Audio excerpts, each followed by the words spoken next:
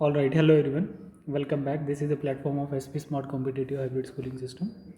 Dear student, today I will discuss about the chapter first, reproduction in flowering plant, day 2 for your CUT exam preparation.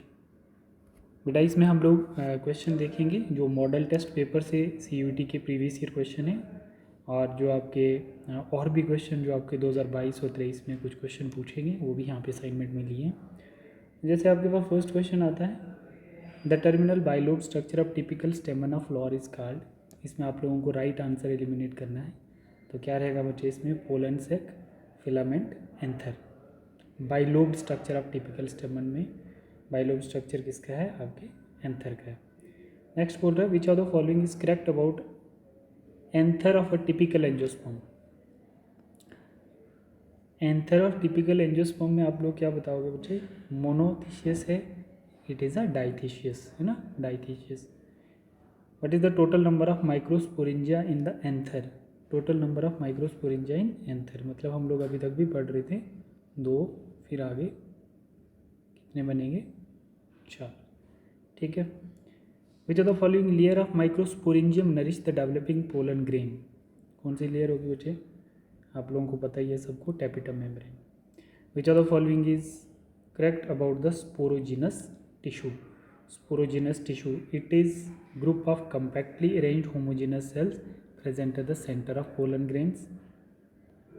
It is a group of compactly arranged homogeneous cells, ठीक है, present at the center of the microsporangium, ठीक है, homogeneous cells होंगे, ठीक है, sporogenous tissue में। What would be the pollidy of the microspore tetrads? What would be the pollidy of microspore tetrads? तो microspore टेट्रॉड्स की जो पोलाइडी होगी वो क्या होगी, एन होगी बच्चे, ठीक है, एन होगी। Look at the diagrams and answer A, B and C. इसकी डायग्राम आप लोगों ने चैप्टर 1 में देखनी है, मेल गैमेटोफाइट फ्लावर में, और इसकी भी डायग्राम और लेबल करके आप लोग मुझे बताओगे, ठीक है। आंसर मैं बता देता हूँ, इनके आंसर भी आप लोग बताना ऑफलाइन क्लास में, ठीक है, लेबल करके। नेक्स्ट, माइक्रोस्पोरोजेनेसिस जो है हमारे पास क्या है, the formation of microspore from pollen mother cell, the formation of microspore from tapetum, ये तो गलत हो गई, ये वाला सही है। Microsporogenesis mean formation of microspore from pollen mother cells. Generally pollen grains are circular, measuring 20 to 25 micrometre, spherical measuring 25 to 50 micrometre. याद रखना है, डेटा बेस्ड क्वेश्चन है आपका। Which of the following is the most resistant organic material known. Sporopollenin, ठीक है बच्चे, आपने देखा होगा मेल गैमेटोफाइट में जो मोस्ट रेजिस्टेंट होता है वो स्पोरोपोलिनिन रहता है। The inner wall intine of following pollen grain is made up of cellulose and hemicellulose, hemicellulose and chitins, chitins and cellulose, cellulose and pectin. At which of the following stage the pollen grain 60% of angiosperms are shed? 60%, 2 cell stage या 3 cell stage? 2 cell stage, और 40% जो होते हैं वो किस पे shade करेंगे, 3 cell stage। The viability of pollen grain depends upon temperature, humidity, दोनों ही आएंगे, both। Which of the following are correct? Which of the following is correct about the pollen grain of cereals? They have viability of month, they lose viability within 30 minutes of their release, they have viability of 1 year, none of the above। अब इसमें हम लोग क्या देखेंगे बच्चे, इसमें जो हमारा राइट आंसर बनता है, they lose viability within 30 minutes of their release, ये वाला सही है। The cotyledons, when the pistil are fused together in gynoecium, is called syncarpus. The pistil are fused together, the gynoecium is called apocarpus, syncarpus, syncarpus. Which of the following part of pistil serve as the landing platform for the pollen grain? तो किस पे करेगा बच्चे, style और stigma. इतने basic question इन्होंने पूछे हैं आप लोगों को। स्टिग्मा पे पोलन लैंड करेगा ऐसे करके, ये पोलन है, ये स्टाइल है, ये ओवरी है। नेक्स्ट पूछ रहा है ovarian cavity is called locular filament style या प्लेसेंटा। तो क्या होगा, ओवरियन कैविटी जो होगी उसको हम लोग लोक्यूल बोलेंगे। Look at the figure and identity the type of gynoecium. ये जो जितने भी क्वेश्चन है ना बच्चे आपके मॉडल पेपर के, CUT के मॉडल पेपर के क्वेश्चन है, ठीक है। तो इसमें हम लोग क्या देख रहे हैं बच्चे, multi carpellary syncarpous gynoecium, monocarpellary syncarpous gynoecium. Look the figure, आप लोग इसको देखोगे, आप लोग अपनी NCERT में चेक करो जरा, है ना, क्वेश्चन है आपके NCERT में। और फिर उसके बाद क्या बोल रहा है, multi carpellary apocarpous and gynoeciums, ये वाला आपको दिखेगा वो। नेक्स्ट हमारे पास है which of the following part attach an ovule of an angiosperm to the placenta.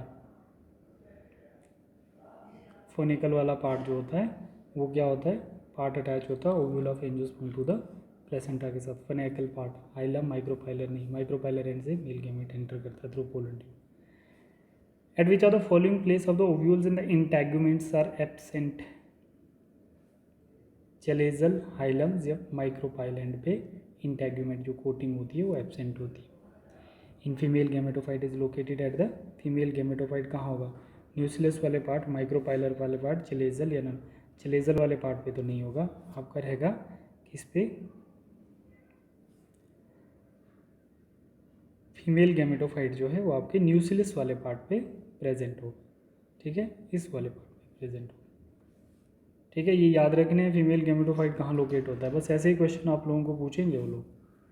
Next पूछ रहा है where does the differentiation of the ovule into megaspore mother cell take place. Megaspore mother cell take place chalazal region of the nucleus, micropylar region of the nucleus, micropylar region of the nucleus, इस side नहीं होगा। Where does the differentiation, differentiation कहाँ होगा, nucleus से ही megaspore mother cell बनेगा ना आगे differentiate करके। तो चिलेजल रीजन से नहीं, आपके हाइलम रीजन से भी नहीं, फिनिकल रीजन से नहीं, micropylar region of the nucleus.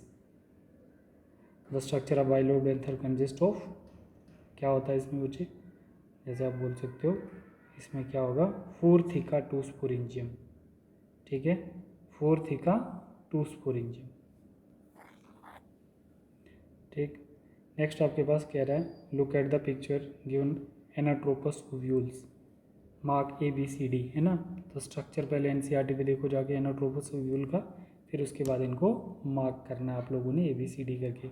Typical anatropous ovules का A पार्ट क्या है, B क्या है, C क्या है और D क्या है, स्ट्रक्चर देखोगे फिर उसके बाद। ये बहुत इंपॉर्टेंट है, ये मैं पूछूंगा आप लोगों को।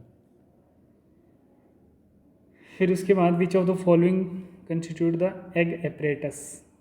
एग एपरेटस जो है आपका 3 cell at the chalazal end, 3 cell at the micropylar end, ठीक है बच्चे, बोथ एंड भी गलत, 3 cell at the micropylar end वो एक एग एपरेटस कहलाता है।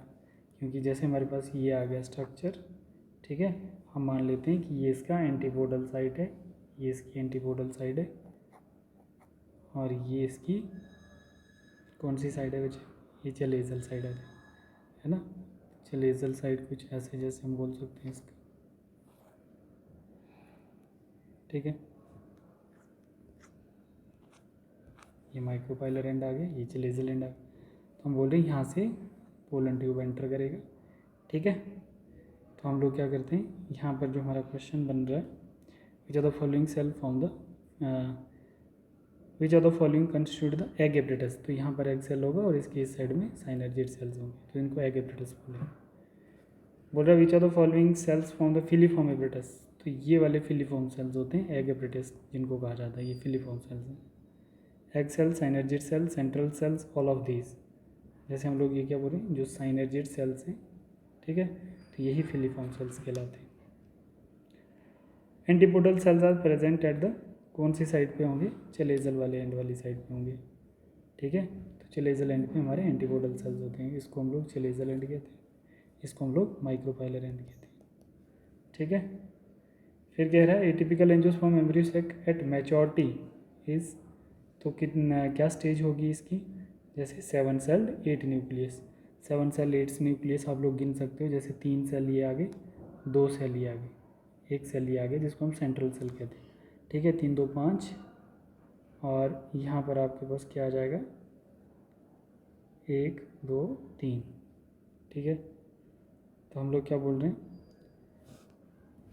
काउंट करिए बच्चे, जैसे 3 ये आगे, 3 सेल ये आगे, 1 2 3 4 5 6 और एक ये हमारा सेंट्रल सेल आ गया, ठीक है। तो कितना मतलब हमारा 7 सेल 8 न्यूक्लियस, तो न्यूक्लियस बीच में 2 है ना, तो कितने हो गए 8 न्यूक्लियस। तो वो क्या आएगा बच्चे, typical angiosperm memory second maturity level. Which are the following product produce chasmogamous flower. एक होता है क्लिस्टो और एक कैस्मोगेमस फ्लावर जो होता है उसमें क्रॉस पॉलिनेशन होने की प्रोबेबिलिटी रहती है और क्लिस्टोगेमस में नहीं रहती है। तो ये पूछ के रहा which are the following plant produce chasmogamous flower, तो इनमें से कौन सा प्लांट है जो कैस्मोगेमस फ्लावर बनाता है। तो आप लोग देख सकते हैं बेटा यहाँ पर, जैसे हमारे पास सनफ्लावर है तो इसमें भी आपका कैस्मोगेमस फ्लावर बनता है, ठीक है। पी में भी कैस्मोगेमस फ्लावर बनता है, ये क्या, बीन्स में भी बनेगा, ठीक है। Which are the following plant produce, अच्छा ऑल ऑफ दीज है ना, ठीक है, तो सब में ही होता है। Plants bearing क्लेस्टोगेमस flower invariably show, तो क्लेस्टोगेमस फ्लावर जो होता है वो जिनोगेमी भी नहीं, सिनोगेमी भी नहीं, जिनो ऑटोगेमी शो करता है, ठीक है। उसमें प्रोबेबिलिटी होती है ऑटोगेमी की, ठीक है, सेल्फ फर्टिलाइजेशन होती है। Which are the following is genetically similar to autogamy, तो उसको आप क्या बोलोगे, जिनोगेमी। जिनोगेमी तो डिफरेंट हो गया कैस्मोगेमी। जिटनोगेमी जो होता है उसको हम लोग क्या बोलते हैं, जेनेटिकली सिमिलर टू ऑटोगेमी, ठीक है। तो यहाँ पर देखिए, हाँ ये सही है। Which are the following is a biotic agent for pollination. Biotic agent इसमें वाटर और विंड जो है एबायोटिक है और एनिमल जो है biotic agent. Search and reasoning में आप लोग देखोगे ये वाला question, artificial hybridisation is one of the major approach to crop improvement programmes, ठीक है। सही है। फिर नेक्स्ट क्या बोल रहा है, रीज़न क्या बोल रहा है, in such crossing experiment any of the pollen grains are used for pollination, नहीं ये गलत हो गया, ठीक है। तो मतलब हमारा असर्शन ठीक है, रीज़न गलत है। Both assertion A and reason are true and reason is the correct explanation of assertion A, गलत। Both assertion and reasons are true but reasons is not correct explanation of A, ये भी गलत है। Assertion is true but reason is false, ये ठीक है, ठीक है। 35 वाला क्वेश्चन आप लोग करिए, ठीक है। हमने 34 ही करने थे, 2 आप लोगों को असाइनमेंट दे दिए, ये आप लोग खुद सॉल्व करें, ठीक है बेटा। Thank you.